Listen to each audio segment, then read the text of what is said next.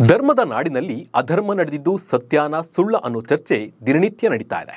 ಯಾರು ಹೇಳ್ತಿರೋದು ಸತ್ಯ, ಯಾರು ಹೇಳ್ತಿರೋದು ಸುಳ್ಳು ಅನ್ನೋದರ ನಡುವೆ ಧರ್ಮಸ್ಥಳಕ್ಕೆ ಕಪ್ಪು ಚುಕ್ಕೆ ಬಳಿಯಲಾಗ್ತಿದೆಯಾ ಅನ್ನೋ ಪ್ರಶ್ನೆಗೆ ಉತ್ತರ ಇಲ್ಲ. ಹಾಗಿದ್ರೆ ರಾಜ್ಯ ರಾಷ್ಟ್ರ ಮಟ್ಟದಲ್ಲಿ ಸದ್ದು ಮಾಡಿದ ಧರ್ಮಸ್ಥಳ ತಲೆಬುರುಡೆ ಕೇಸ್ ಎಲ್ಲಿಗೆ ಬಂತು? ಮಾಸ್ಕ್ ಮ್ಯಾನ್ ಹೇಳಿದ್ದೇನು? ಇದು ಷಡ್ಯಂತರನ? ಇದರ ಹಿಂದೆ ಇದ್ದಾರೆ ಅಂತ ಹೇಳ್ತಿರುವ ಸಸಿಕಾಂತ್ ಸೆಂಥಿಲ್ ಯಾರು? ಸುಜಾತಾ ಭಟ್ ಅನನ್ಯ ಭಟ್ರದು ಎಂದು ತೋರಿಸಿದ ಫೋಟೋ ಯಾರದ್ದು ಅನ್ನೋದರ ಜೊತೆ ಸಾಕಷ್ಟು ಮಾಹಿತಿಯನ್ನು ನಿಮಗೆ ನೀಡ್ತಾ ಹೋಗ್ತೀನಿ. ನಾನು ನಿಮ್ಮ ಶಿವರಾಜ್ ಬಾಣಂಕಿ. ನೀವು ಸುದ್ದಿಯಾನದ ಸಬ್ಸ್ಕ್ರೈಬರ್ ಆಗೋದನ್ನು ಮರಿಬೇಡಿ.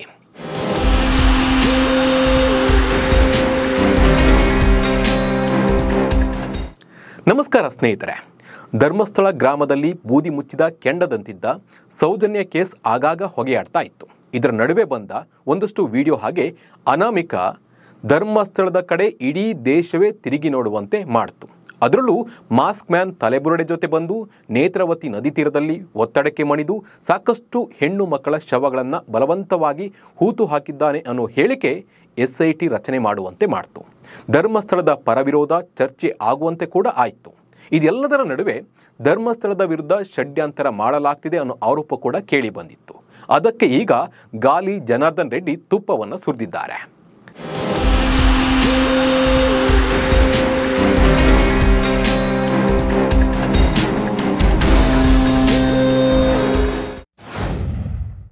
ಧರ್ಮಸ್ಥಳದ ಹಿಂದೆ ತಮಿಳುನಾಡು ಸಂಸದನ ಷಡ್ಯಂತರ ಎಂದ ರೆಡ್ಡಿ.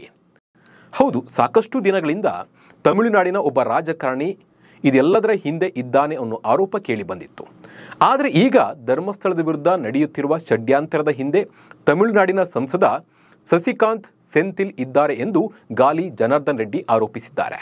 ಜನಾರ್ದನ್ ರೆಡ್ಡಿ ಅವರ ಪ್ರಕಾರ ದಕ್ಷಿಣ ಕನ್ನಡದ ಇಬ್ಬರು ವ್ಯಕ್ತಿಗಳೊಂದಿಗೆ ಸಸಿಕಾಂತ್ ಸೆಂಥಿಲ್ ಸೇರಿ ಧರ್ಮಸ್ಥಳಕ್ಕೆ ಕೆಟ್ಟ ಹೆಸರು ತರುವ ಉದ್ದೇಶದಿಂದ ಕಾರ್ಯಸೂಚಿಗಳನ್ನು ಸಿದ್ಧಪಡಿಸಿದ್ದಾರೆ. ಮುಖ್ಯಮಂತ್ರಿ ಮತ್ತು ಉಪಮುಖ್ಯಮಂತ್ರಿಗಳಿಗೆ ಈ ಪ್ರಕರಣದಲ್ಲಿ ಆಸಕ್ತಿ ಇರಲಿಲ್ಲವಾದರೂ ಹೈಕಮಾಂಡ್ನ ಒತ್ತಡ ತಂದು SIT ತನಿಖೆ ಮಾಡಿಸಲಾಗಿದೆ ಎಂದು ಜನಾರ್ದನ್ ರೆಡ್ಡಿ ಹೇಳಿದ್ದಾರೆ. ಹಾಗೆ ಮುಸುಕುದಾರಿ ಕೂಡ ತಮಿಳುನಾಡು ಮೂಲದವನು. ಮುಸುಕುದಾರಿ ಇಷ್ಟು ವರ್ಷ ತಮಿಳುನಾಡಿನಲ್ಲಿಯೇ ವಾಸ ಮಾಡ್ತಾ ಇದ್ದ. ತಮಿಳುನಾಡಿನ ಆ ವ್ಯಕ್ತಿಗೂ ಸಸಿಕಾಂತ್ ಸೆಂಥಿಲ್ಗೂ ನಂಟಿದೆ. ಬುರುಡೆ ಕೊಟ್ಟು ಕಳಿಸಿದ್ದೇ ಸಸಿಕಾಂತ್ ಸೆಂಥಿಲ್ ಅನ್ನೋ ಆರೋಪವನ್ನು ಜನಾರ್ದನ್ ರೆಡ್ಡಿ ಮಾಡಿದ್ದಾರೆ.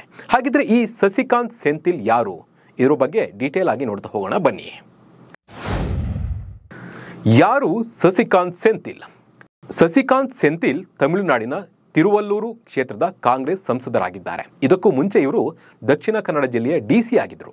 2009ರಿಂದ 2019ರವರೆಗೆ ರಾಜ್ಯ ಸರ್ಕಾರದಲ್ಲಿ IAS ಅಧಿಕಾರಿಯಾಗಿ ವಿವಿಧ ಹುದ್ದೆಗಳನ್ನು ನಿಭಾಯಿಸಿದ್ರು ಸೆಂಥಿಲ್.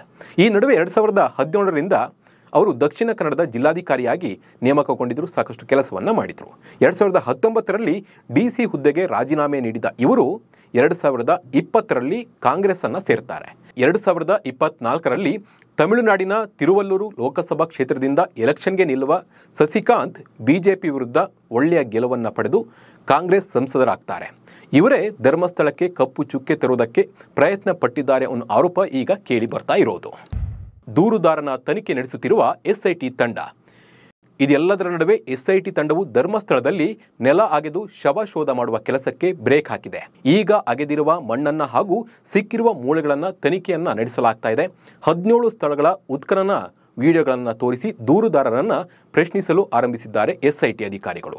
ಆರಂಭದಲ್ಲಿ ತಲೆಬುರುಡೆ ಕೊಟ್ಟಿದ್ದನ್ನ ಅಧಿಕಾರಿಗಳು ಪ್ರಶ್ನೆ ಮಾಡಿದ್ದು ಆತ ಅಸ್ಪಷ್ಟ ಉತ್ತರ ಕೊಟ್ಟಿರುವುದಾಗಿ ಹಾಗೂ 2014ರ ಬಳಿಕ ತಮಿಳುನಾಡಿನಲ್ಲಿ ನೆಲೆಸಿದ್ದಾಗಿ ಆತ ಮಾಹಿತಿ ಕೊಟ್ಟಿದ್ದಾನೆ ಅನ್ನೋ ಮಾಹಿತಿ ಕೂಡ ಬಂದಿದೆ.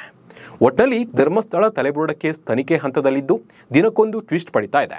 ಸತ್ಯ ಅಂತ ನಂಬಿದ್ದು ಸುಳ್ಳಾಗ್ತಾ ಇದೆ, ಸುಳ್ಳು ಅಂತ ನಂಬಿದ್ದು ಸತ್ಯ ಆಗ್ತಾ ಇದೆ. SIT ತನಿಖೆಯ ಫೈನಲ್ ರಿಸಲ್ಟ್ ಬಂದ ಮೇಲೆ ನೇತ್ರಾವತಿ ತಲೆಬುರುಡೆ ರಹಸ್ಯದ ಸತ್ಯ ಹೊರಬೀಳಲಿದೆ. ನಮಸ್ಕಾರ.